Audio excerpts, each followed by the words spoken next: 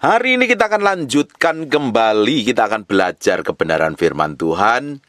Kita akan sama-sama buka di Yosua pasal yang ke-13, mulai ayat yang pertama. Setelah Yosua menjadi tua dan lanjut umurnya, berfirmanlah Tuhan kepadanya, "Engkau telah tua dan lanjut umur, dan dari negeri ini masih amat banyak yang belum diduduki." Ternyata perjalanan Yosua yang sudah lanjut umurnya, ada tanah-tanah yang dikuasain oleh orang-orang yang belum didudukin di tanah perjanjian. Nah, tanah-tanah ini masih dikuasain oleh penduduk-penduduk asing. Nah, kalau tidak dikuasain dan bangsa Israel ini masuk ke tanah perjanjian, ada daerah-daerah tertentu yang masih dikuasain, tentunya akan bikin problem. Suatu hari pasti akan terjadi masalah. Tapi hebatnya Tuhan yang membawa bangsa Israel keluar dari Mesir memberitahu kepada Yosua, "Inilah negeri yang tertinggal segenap wilayah orang Filistin dan seluruh orang negeri orang Gesur. Mulai dari sungai Sikor di sebelah timur Mesir sampai ke daerah Ekron ke arah utara. Semuanya itu terhitung tanah orang Kanaan. Ada 5 raja kota orang Filistin, yakni Gaza, di Asdod, di Askelon, di Gad, di Ekron, dan orang Awi. Di sebelah selatan seluruh negeri orang Kanaan dan Maera, kepunyaan orang Sidon sampai ke Afek, sampai ke daerah orang Amor. Selanjutnya negeri orang Gebal dan seluruh gunung Libanon di sebelah matahari terbit, mulai dari Baal Gad di kaki gunung Hermon sampai ke jalan yang menuju Hamat. Semua orang yang diam di pegunungan, mulai dari gunung Libanon sampai ke Misrefot Maim. Semua orang Sidon, aku sendiri akan menghalau mereka dari depan orang Israel." Perhatikan baik-baik. Tuhan sendiri yang akan menghalau mereka dari depan orang Israel. Sekarang kita akan lihat di Hakim-Hakim pasal yang ketiga. Kita akan lihat Hakim-Hakim pasal yang ketiga mulai ayat yang pertama. Inilah bangsa-bangsa yang dibiarkan Tuhan tinggal untuk mencobai orang Israel. Ternyata daerah-daerah tadi yang belum dikalahkan Yosua, karena Yosuanya sudah umurnya lanjut usia, udah tua sekali. Udah tua. Dan Yosua ini adalah orang yang menurut saya berkenan di hadapan Tuhan. Salah satunya lagi namanya Kaleb, juga orang yang berkenan saya. Masa tuanya keluar dari tanah Mesir sampai masa tuanya tetap menjadi pemimpin yang hebat. Yosua, Kaleb pun ketika masa tua dia mendapat bagian tanah-tanah yang banyak, raksasa yang gede-gede. Tapi justru karena dia tahu persis apa yang Tuhan akan lakukan dalam hidupnya, dia memilih daerah-daerah yang gede-gede. Bapak Ibu, hari ini kita mau lihat kenapa ada bangsa-bangsa ini dibiarkan Tuhan untuk mencobai orang Israel. Ternyata Tuhan punya maksud dan tujuan, yakni semua orang Israel yang tinggal tidak mengenal peperangan. Ada bangsa-bangsa yang dibiarkan Tuhan di sekitaran orang Israel, tujuannya untuk mencobai orang Israel, supaya dengan perantaraan mereka ini, dengan orang-orang ini, akhirnya mereka orang Israel yang tidak mengenal perang tahu bagaimana caranya strategi mengalahkan musuh. Bukankah dalam kehidupan kita ini ada bagian-bagian tertentu yang kita sudah tengking, kita mau doakan, kita minta hancurkan, kita minta cabut sampai ke akar-akarnya, ternyata masih dibiarkan tetap ada. Seperti apa yang dialami Paulus nih. Ada duri dalam daging nih. Minta dicabut, ternyata kasih karunia Tuhan hanya cukup. Kadang dalam diri kita dibiarkan seperti itu supaya kita ini belajar bergantung sama Tuhan. Ada yang nempel dalam hidup kita ini, yang kalau kita nggak kuat di dalamnya, selalu nyeret kita jatuh di dalam dosa. Dan setiap pribadi kita ini punya bagian-bagian tertentu yang kita sudah doakan, yang kita minta diangkat, yang minta dicabut. Ternyata Tuhan sengaja izinkan itu, Tuhan sengaja biarkan itu supaya kita ini belajar berperang mengalahkannya. Tadi di Ulangan dijelaskan Tuhan sendiri yang akan mengalahkan di depan mata orang Israel. bangsa-bangsa ini. Kalau kita ini bergantung sama Tuhan, kita nempel sama Tuhan, kita akan melihat kemenangan itu. Karena Tuhan sendiri yang campur tangan, Tuhan sendiri yang ngajarin kita bagaimana kita berperang, dan kita melihat kemenangan secara ajaib dari semua yang membuat kita mengalami kegagalan. Musuh di dalam diri kita ini yang perlu perlahan-lahan kita serahin sama Tuhan. Kita butuh Tuhan, kita perlu Tuhan. Ada bagian-bagian tertentu dalam diri kita yang seringkali begitu rupa nyeret kita untuk jatuh dalam dosa. Ada orang yang cerewet, ada orang yang tersinggungan, ada yang gampang amarah, ada yang orang gampang nafsuan, gampang terjebak dalam perjinahan. Ada orang yang gampang mencuri, ada orang yang gampang nyakitin orang lain. Hal itu kita minta Tuhan cabut sampai ke akar-akarnya. Ternyata kasih karunia Tuhan cukup dibiarkan, tapi kita tetap diproteksi, dijagain, supaya kita mengalami kemenangan. Dan kita diajarin bagaimana kita mengalahkan dalam setiap peperangan. Kita mengalahkan mereka. Tuhan ajarin kita untuk berperang.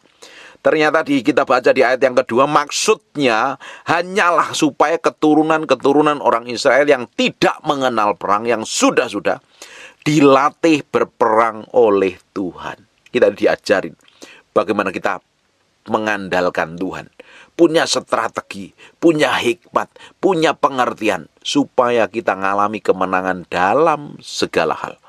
Ada bagian-bagian tertentu yang begitu rasanya itu menghalangi dalam diri kita.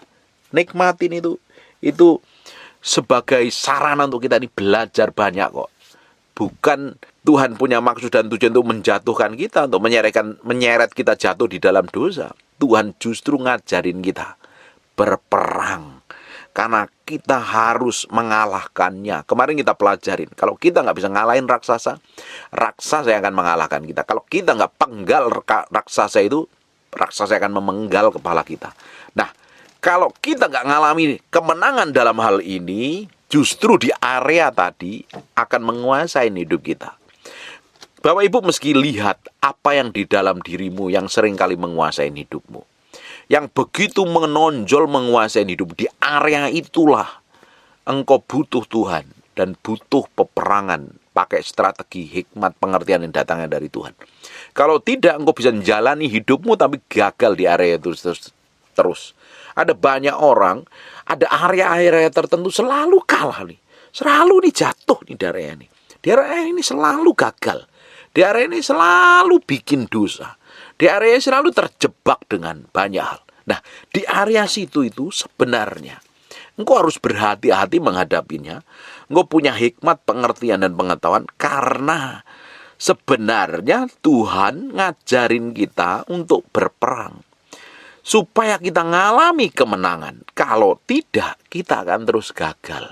Ternyata hidup ini tidak semudah yang kita harapkan, tidak semudah yang kita bayangkan. Hidup ini adalah sebuah peperangan untuk mengalahkan keakuan yang di dalam kita yang begitu nonjol dan berkuasa. Kalau tidak, kita akan habis dikuasain musuh. Coba perhatikan di ayat yang ketiga. Yang tinggal ialah kelima raja kota Filistin dan semua orang Kanaan, orang Sidon, orang Hewi yang mendiami pegunungan Libanon, di gunung Baal Hermon sampai ke jalan yang menuju Hamat. Mereka itu adalah di sana, supaya ia mencobai orang Israel dengan perantaraan mereka, untuk mengetahui apakah mereka mendengar perintah yang diberikan Tuhan kepada nenek moyangmu, mereka dengan perantaraan Musa. Dengerin baik-baik Bapak Ibu. Ketika Tuhan izinkan sesuatu terjadi dalam hidup kita, baik itu enak atau nggak enak, sebenarnya yang Tuhan mau lihat adalah respon hati kita. Respon hati kita ini benar-benar mencintai Tuhan atau tidak? Atau kita malah terjebak dengan semua yang Tuhan berikan. Bisa orang ini terjebak dengan berkat loh. Karena melihat berkat atau melihat uang, orang itu bisa lupa dengan tujuan Tuhan. Dia pikir dia mengasihi Tuhan, ternyata dia mengasihi berkatnya Tuhan. Ada orang yang tidak bisa menaruh hati sepenuhnya di hadapan Tuhan. Selalu ada hal yang lain. Ada orang mencari Tuhan, berdoa kepada Tuhan. Yang dipentingkan adalah fokusnya pada diri sendiri. Bapak Ibu, Tuhan mau hati kita lebih dari apapun juga. Dari semua kejadian yang kita alami, Tuhan mau hati kita. Benar gak murni yang keluar dari mulut kita ini? Benar-benar mengasihi Tuhan.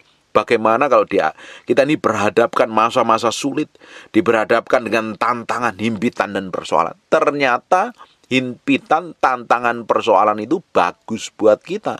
Supaya kita belajar bergantung sama Tuhan. Meminta hikmat, pengertian, dan pengetahuan yang datangnya dari Tuhan. Supaya kita ngalami kemenangan. Kalau perjalanan hidup kita itu baik, tidak ada goncangan, tidak ada masalah, kita ini gak jadi orang yang teruji. Kita bisa saja ketika menghadapi masalah langsung sok, bingung, kacau, lupa dengan Tuhan. Tapi dengan datangnya persoalan masalah membuat kita semakin tekun, membuat kita semakin gigih, membuat kita semakin memiliki pengalaman bersama Tuhan bahwa kita pernah berjalan dalam lembah kekelaman, kita pernah berjalan menghadapi musuh, kita pernah berjalan menghadapi tantangan yang berat. Kita mengalahkan mereka karena kekuatan Tuhan, bukan karena kita. Diulang tadi dijelaskan, aku sendiri akan menghalau mereka di depan seluruh mata orang Israel. Benar, dihalau di depan seluruh mata orang Israel. Yang dipakai menghalaunya adalah orang-orang Israel sendiri. Bapak Ibu, kalau ada kelemahan yang begitu menguasai hidupmu, apapun namanya, coba koreksi. Yang paling sering kali menonjol dalam dirimu dan nyeret engkau jatuh dalam dosa, engkau serahin sama Tuhan. Engkau jalan sama Tuhan. Setiap hari engkau jalan sama Tuhan. Kalau engkau nggak jalan sama Tuhan, engkau akan dikalahkan. Tapi kalau engkau jalan sama Tuhan, engkau akan dengan mata kepalamu sendiri, engkau akan melihat kemenangan, breakthrough dan terobosan. Dengan masalah yang terjadi, Tuhan mau lihat hati kita, nempelnya kemana? Teruji apa enggak mencintai Tuhan? Ternyata hal yang ruwet, hal yang tidak enak itu sengaja kadang Tuhan bawa, dan Tuhan izinkan kita melewatinya. Untuk menguji hati kita ini perpaut sama Tuhan apa tidak. Seperti di Ulangan 8 ayat yang kedua. Perjalanan bangsa Israel menuju tanah perjanjian harus melewatin padang gurun yang tidak enak. Tujuannya untuk menguji hatinya nempel sama Tuhan apa tidak. Setelah bangsa Israel masuk tanah perjanjian pun diizinkan ada bangsa-bangsa tertentu yang belum dikalahkan oleh Yosua. Karena setelah Yosua itu muncul generasi lain. Lahir generasi baru yang tidak pernah berperang, belum mengalami namanya peperangan, dan minim pengalaman. Ternyata diizinkan supaya bangsa Israel belajar untuk berperang, dilatih berperang oleh Tuhan.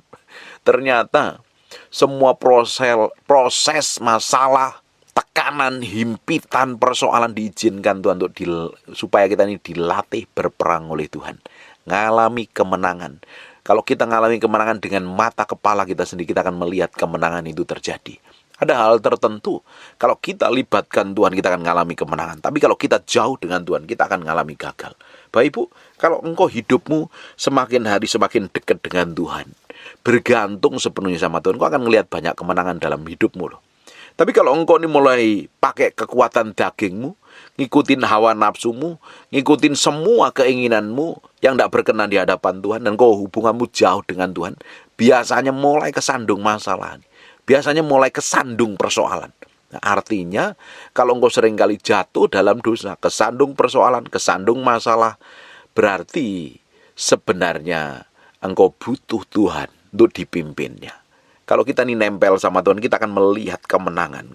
Kalau tidak, kita akan dihabisin oleh musuh. Demikianlah orang Israel itu diam di tengah-tengah orang Kanaan. Orang Israel itu diam di tengah-tengah orang Kanaan, orang Het, orang Amori, orang Feris, orang Hewi, orang Yebus.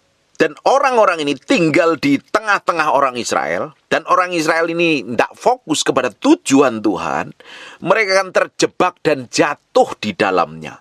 Mereka bisa mengambil anak-anak perempuan orang dan menjadi istri mereka, memberi anak-anak mereka kepada anak laki-laki dan orang laki-laki orang-orang itu. Akhirnya apa yang terjadi? Orang-orang Israel beribadah kepada Allah mereka. Kalau tidak takut akan Tuhan, kalau nggak fokus sama Tuhan, ketika engkau diperhadapkan dengan semua orang-orang di sekitar hidupmu yang selalu mencobai hidupmu, engkau akan bisa terseret jatuh, Bapak Ibu. Kalau engkau nggak kuat dan kokoh di hadapan Tuhan, ujung hidupmu engkau akan mengalami banyak kehancuran. dan ujungnya engkau jauh daripada Tuhan. Justru hal ini diizinkan Tuhan supaya kita bisa melihat bagaimana Tuhan sendiri yang berperang membuat kita mengalami kemerdekaan dari semua kelemahan kehidupan kita. Coba kita mau lihat sampai kedalaman hati Tuhan. Kebusukan, kejahatan yang tidak berkenan di hadapan Tuhan, kita serahin sama Tuhan. Biar Tuhan sendiri yang beracara, biar Tuhan sendiri yang bekerja, biar Tuhan sendiri yang campur tangan, membuat segala sesuatu dalam kehidupan kita mengalami kemenangan. Bapak Ibu, ternyata karena ada orang-orang di tengah-tengah orang Israel ini, orang-orang yang tidak kenal Tuhan, orang-orang menyembah berhala, bukan menyembah Allah Abraham, Ishak dan Yakub ini, membuat orang-orang Israel itu berbuat jahat. Apa yang dilakukan itu jahat di mata Tuhan. Bapak Ibu kalau lihat di pasal yang di Hakim-Hakim pasal yang ketiga mulai ayat yang ketujuhnya, orang Israel melakukan apa yang jahat di mata Tuhan. Mereka melupakan Tuhan Allah mereka dan beribadah kepada Baal dan para Asyera. Baal dan para Asyera ini adalah Tuhannya orang-orang yang di luar orang Israel. Tuhannya orang yang masih tinggal di tengah-tengah orang Israel ini. Mereka akhirnya ngikut-ngikut, hatinya condong kepada Allah-Allah asing yang membuat Tuhan akhirnya murka. Ketika bangsa Israel ini menyembah Baal, Tuhan tuh sakit hati rasanya. Kok kenapa ini bangsa pilihanku yang aku kasih, yang sudah kubawa keluar dari tanah perbudakan menuju tempat yang penuh dengan susu dan madunya, ternyata hatinya masih jauh daripada Tuhan. Akhirnya apa kalau orang itu hidupnya berbuat jahat di mata Tuhan?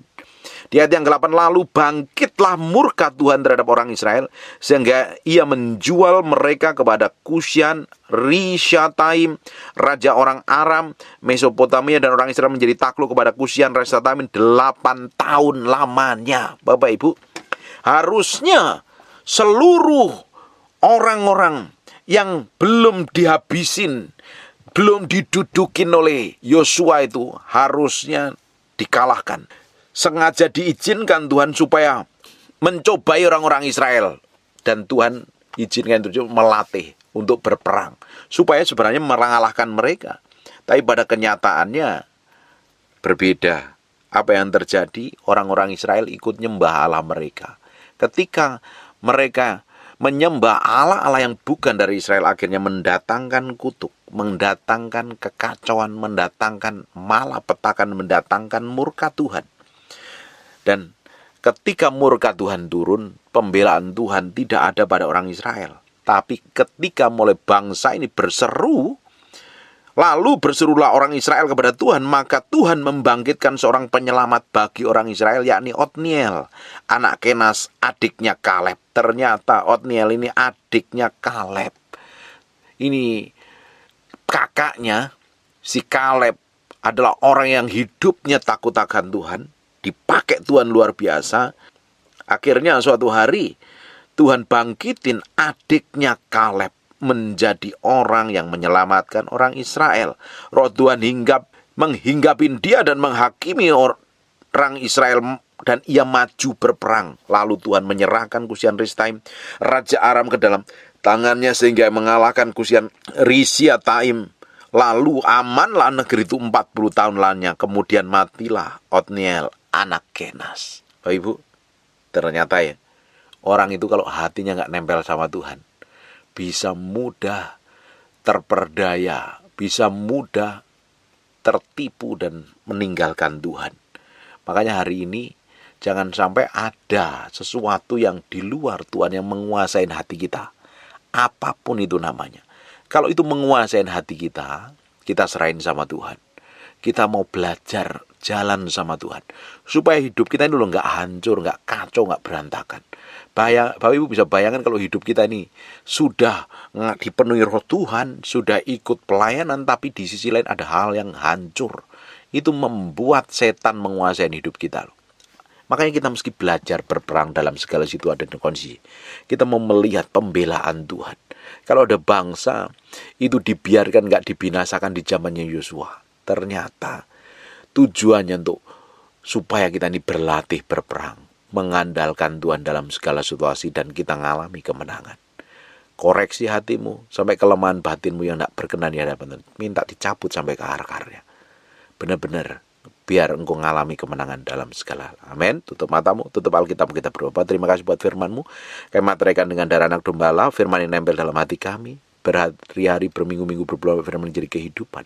Berkati setiap orang rajin mendengar firman yang kamu sampaikan, dan apa saja yang dikerjakan tangannya, Tuhan bikin berhasil, Tuhan bikin breakthrough, Tuhan bikin terobosan. Terima kasih Tuhan, bagimu segala pujian, penghormatan, keagungan buat Raja kami yang maha mulia. Dalam nama Yesus kami berdoa dan mengucap syukur. Haleluya. Amin. And God bless you. Terima kasih Tuhan, terima kasih, terima kasih. We thank you, we praise you, we adore. Terima kasih buat siang hari ini. Kami mau dedikasikan hidup kami siang hari ini untuk menyembah-Mu, untuk datang di hadirat-Mu. Kami berikan korban yang terbaik dalam nama Yesus. Haleluya. Amin, amin. Tetap berdiri. Pegang HP-nya dulu di silent. Saya nggak mau dengar suara HP hari ini. Pastikan HP-mu di silent. Tetap berdiri sebentar. Di Kidung Agung pasal yang ke-8 dan 6 dan 7. Taruhlah aku seperti materai dalam hatimu, seperti materai pada lenganmu, karena cinta kuat seperti maut, kegairahan gigih seperti dunia orang mati. Nyalanya adalah nyala api, seperti nyala api Tuhan. Air yang banyak tak dapat memadamkan cinta, sungai-sungai tak dapat menghanyutkannya. Sekalipun orang memberi segala harta benda, rumahnya itu cinta, namun ia pasti akan dihina. Kita harus tempatkan Tuhan jadi yang utama dan terutama, lebih dari apapun juga. Taruh Tuhan harus jadi yang utama dalam hatimu. Hari ini kita mau berikan hati kita ini sepenuhnya untuk Tuhan pagi hari ini. Mulai fokus hatimu sama Tuhan. Jangan fokus sama saya. Saya ini bukan siapa-siapa. Kita minta sesuatu yang berbeda pagi hari ini. Nanti ada urapan seperti gelombang yang akan memenuhi ibu-ibu semua. Ini namamu,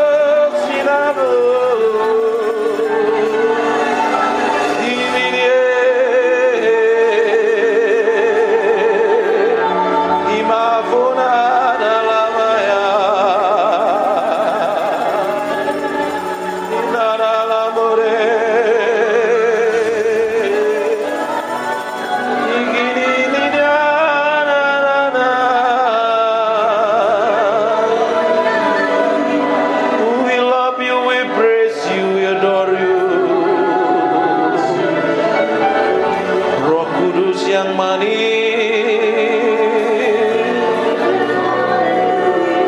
kami mengasihimu,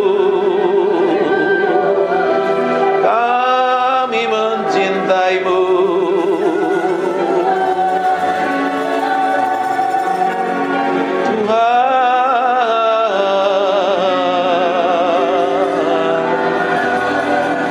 Berembus dengan kuasa-Mu,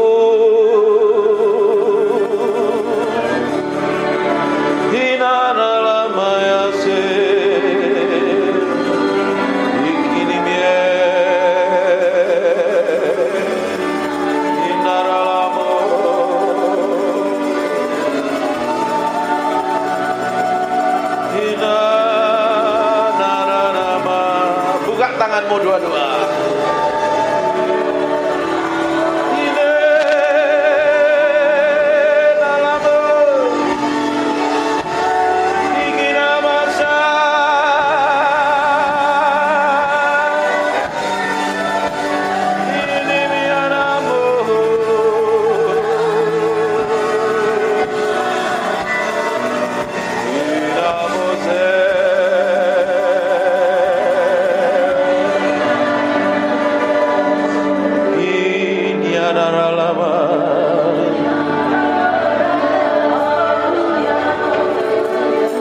Sementara aku menyanyikan mazmur ini, aku berdoa urapan-Mu turun seperti gelombang mengalir, penuhi orang yang haus dan lapar akan hadirat-Mu.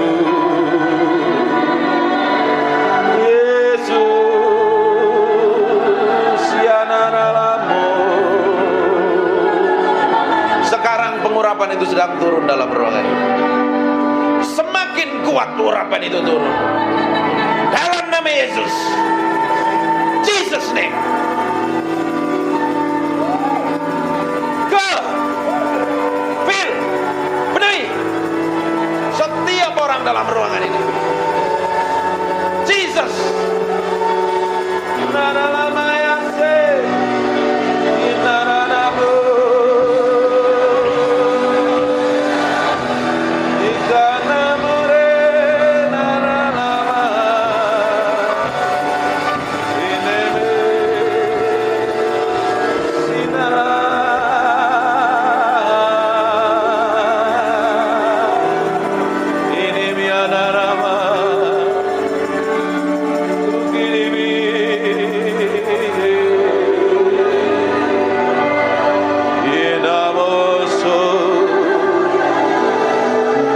Nikmati Tuhan, nikmati hadirat-Nya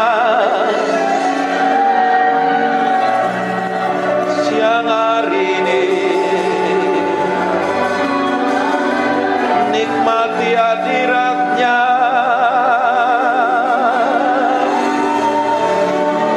nikmati hadirat-Nya, memuaskan hatimu,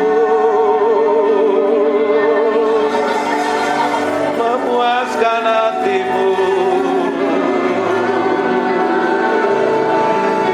memuaskan hatimu.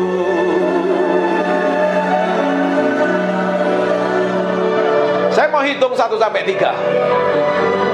Siap-siap. Pada hitungan ketiga ada kuasa Allah turun dalam hidupmu.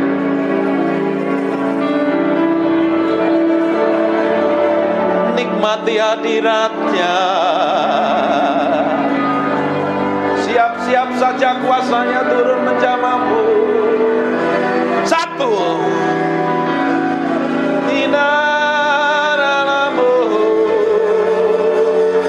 Ada seperti api turun dari atas kepalamu.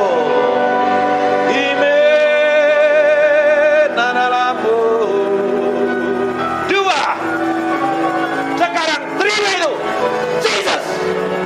Take. Jesus name. Go. Maralabake.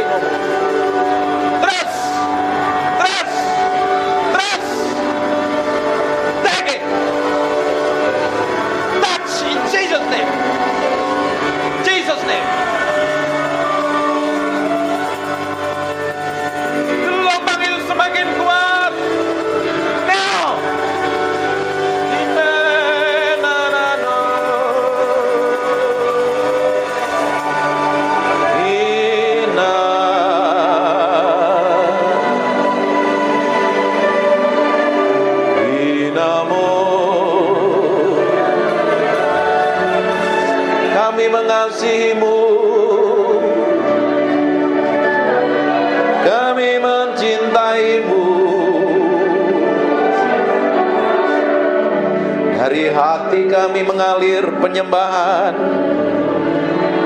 dari hati kami mengalir mazmur. Jesus, Jesus.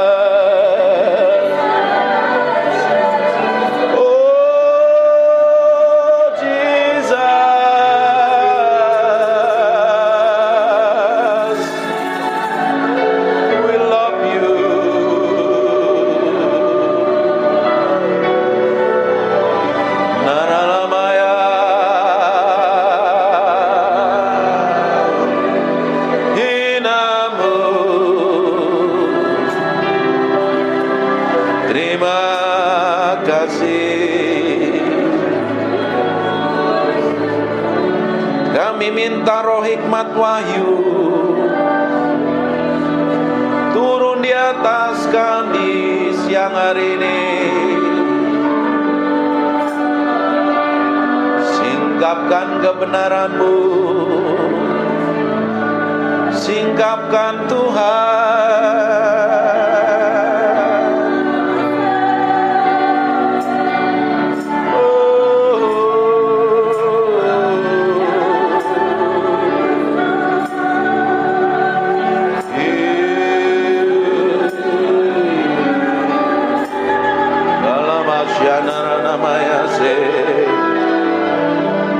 Terima kasih, terima kasih, terima kasih, Jesus. We thank you, we praise you, we adore. Terima kasih. We thank you. Terima kasih Roh Kudus, Engkau baik, Engkau luar biasa, Engkau dahsyat. Permuliakan nama Yesus yang hari ini, buat firman yang begitu hidup, dan ubah kami dalam hadirat-Mu. Ubah kami dalam hadirat-Mu sendiri. Kami minta Engkau tetap tinggal di antara kami, dalam nama Yesus. Silahkan duduk. Menyembah Tuhan artinya memberi hidup sama Tuhan. Bukan mulutnya yang ngomong, tapi hatimu yang diberikan sama Tuhan. Ketika hatimu diberikan sama Tuhan, dan Tuhan dapatin kelakuan, sikap, dan tindakanmu serta perbuatanmu menyenangkan hatinya. Dan ketika kau nyembah Tuhan, Tuhan hadir, Dia akan merubah hidupmu. Saya suka nyembah ini. Kencengin. Saya ngomong sesuatu tapi kayaknya meski berubah. Banyak hal yang saya mau ajarkan, tapi Tuhan suruh ngomong yang lain. Penyembahan ternyata bukan hanya sekedar bicara tentang bahasa roh. Bukan sekedar ngomong yang teriak-teriak kenceng-kenceng atau main musik jago. Tapi beri yang di dalam hatimu untuk Tuhan, lebih dari apapun.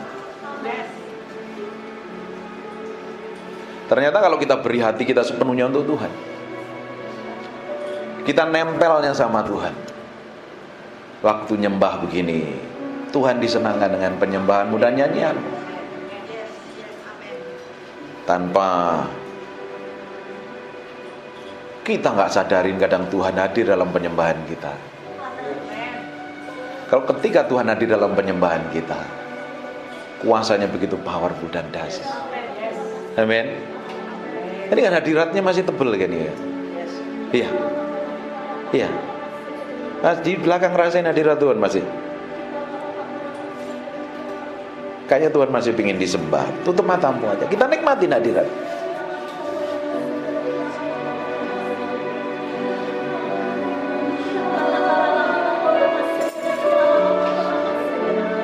Naralamaya, naralamu, sinaramore, ikini mianaralama,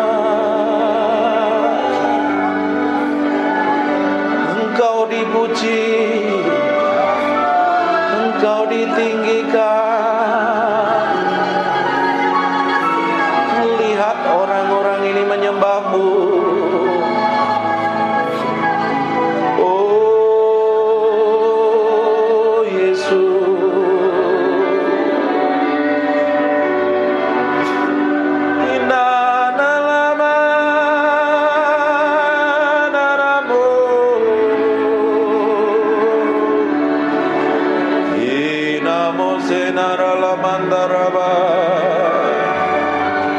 mulai bangun keintimanmu dengan Tuhan.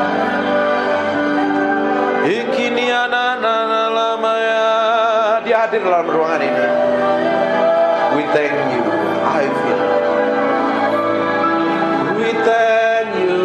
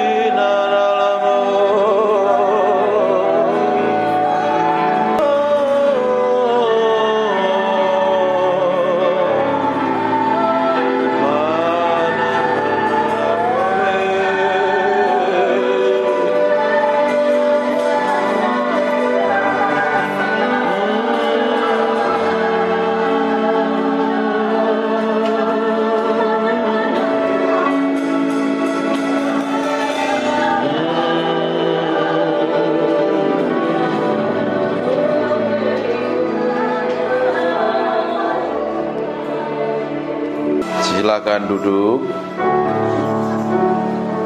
Bapak Ibu, perkara rohani itu paralel dengan perkara jasmani. Kalau kita menang secara rohani, kita akan menang secara jasmani. Kalau kita menjadi manusia rohani, karaktermu pasti berubah. Mulutmu berubah. Tidak mungkin kita rajin nyembah, tidak mungkin kita ngaku cinta Tuhan dan mengasihi Tuhan.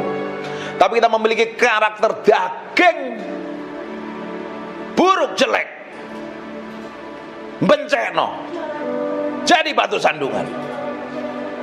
Karena yang kita sembah adalah Tuhan. Karena sebelum kita nyembah, kita harus beresin hati kita dahulu. Ini harus jadi korban dulu. Sebelum pelayanan, hidupmu harus dipersembahkan di atas mezbah Tuhan. Sebelum jadi hamba Tuhan, meski mati daging, pikul salib, sangkal diri. Kalau enggak daging, nanti pelayanannya bisa khotbah, bisa nyanyi, bisa nyembah, bisa main musik, bisa jadi apapun juga. Tapi kalau lahirnya dari daging, itu tidak akan berkenan di hadapan Tuhan. Masalahnya yang tahu hati kita itu diri kita sendiri dengan Tuhan. Orang lain tidak tahu. Pasangan hidup pun tidak tahu. Yang tahu adalah engkau dengan Roh Kudus. Makanya sebelum datang kepada Tuhan, sebelum datang ibadah, nyembah dulu di hadapan Tuhan. Beri korban hidupmu dulu. Izinkan Tuhan menyelidiki sampai kedalaman batin kita. Kalau hal yang busuk, jahat, motivasi jahat, kelakuan buruk, kita bisa datang ibadah, tapi kalau kita memiliki sikap dan kelakuan yang buruk, tidak berkenan di hadapan Tuhan, buat apa? Manusia suka menutupin yang di dalam ini dengan sikap yang di luar. Di luar kelihatannya rohani, kelihatannya hebat, bagus dan luar biasa. Tapi kalau yang di dalam ini tidak didapatin berkenan di hadapan Tuhan, hidupmu tidak akan berkenan di hadapan Tuhan. Yang kita kejar hari ini adalah hidup berkenan di hadapan Tuhan. Dan suatu hari kita akan didapati menjadi orang kesayangan Tuhan. Kalau kita didapati menjadi orang kesayangan Tuhan, apa saja yang kamu butuhkan, apa saja yang kamu perlukan, tidak perlu minta, Tuhan cukupin kok. Seorang bapak yang baik, dia tahu kebutuhan anak-anaknya. Seorang mama yang baik tahu kebutuhan anak-anaknya. Betul nggak ibu-ibu yang di belakang ini? Kalau anakmu punya kebutuhan, kan pasti dicukupin kan? Kadang dia nggak minta pun, dia pasti dikasih. Bayangkan Allah kita, Allah yang perkasa, Allah yang baik dan luar biasa. Oh, kita sendiri aja sering kurang ajar, Tuhan tetap baik kok. Seringkali kita nggak peduli dengan Tuhan, kita cuek dengan Tuhan. Tuhan tetap baik. Bayangkan kalau kita didapati menjadi orang kesayangan Tuhan. Hatimu diberikan sama Tuhan sampai kedalaman batinmu. Makanya setiap hari kita mesti ngomong, nih Tuhan, cek sampai kedalaman hatiku. Koreksi. Harus diizinkan Roh Kudus mengkoreksi sampai kedalaman batin ini loh. Karena orang Kristen itu seringkali palsu. Tapi hari ini kita mau beri hati kita sepenuhnya untuk Tuhan. Tahu gak kita waktu kita beri hati kita sepenuhnya untuk Tuhan? Waktu kita nyembah, Tuhan hadir dalam penyembahan kita. Betul nggak? Roh Kudus adalah roh yang kudus, roh yang suci. Dia tidak bisa bersatu dengan pribadi yang kotor dan najis. Bagaimana kita ingin menghadirkan Tuhan dalam penyembahan kita, dalam pelayanan kita, sedang mulut kita jahat, hati kita busuk, motivasinya jahat, tidak berkenan di hadapan. Datang. Tapi kalau hati kita ini belajar, proses by proses nih, hari demi hari ini, setiap hari, ketika Bapak Ibu dengar khotbah seperti ini, kan mengkorek sampai kedalaman batinmu. Ini khotbah kan tidak enak, keras lagi. Tahu Peter Guntur pasti khotbahnya keras, nggak ngomong manis. Saya nggak mau kasih gula-gula, khotbah yang manis-manis, nanti Bapak Ibu semuanya kena diabetes rohani loh. Penyakitan secara rohani. Saya kasih stik dan daging supaya engkau bertumbuh kuat di dalam Kristus dan didapati menjadi orang-orang yang berkenan di hadapan Tuhan, nyenengin hati Tuhan. Bukan menang secara rohani saja, secara jasmani pun engkau punya jadi orang-orang yang skillful, berhasil di bidangmu. Jadi ibu rumah tangga yang berhasil, jadi businesswoman yang berhasil. Kerjain apa-apa berhasil, karena kalau orang disertain Tuhan, apa saja yang dikerjakan tanganmu Tuhan akan bikin berhasil. Tidak mungkin ikut Tuhan itu nggak bikin berhasil. Ada yang salah kalau hidup kita nggak ngalami peningkatan. Masa dari tahun ke tahun tetap sama? Yang tidak berubah itu Yesus. Kita harus berubah dari kemuliaan kepada kemuliaan, dan kemuliaan itu semakin besar. Orang bisa melihat kemuliaan yang manifestasi melalui hidup kita. Amin. Tuhan mau seperti itu. Bukan duduk di gereja ditumpangi tangan pendeta, diuyak-uyak kepalamu, terus hidupmu ingin berubah sampai gigimu rontok semua, nggak akan berubah.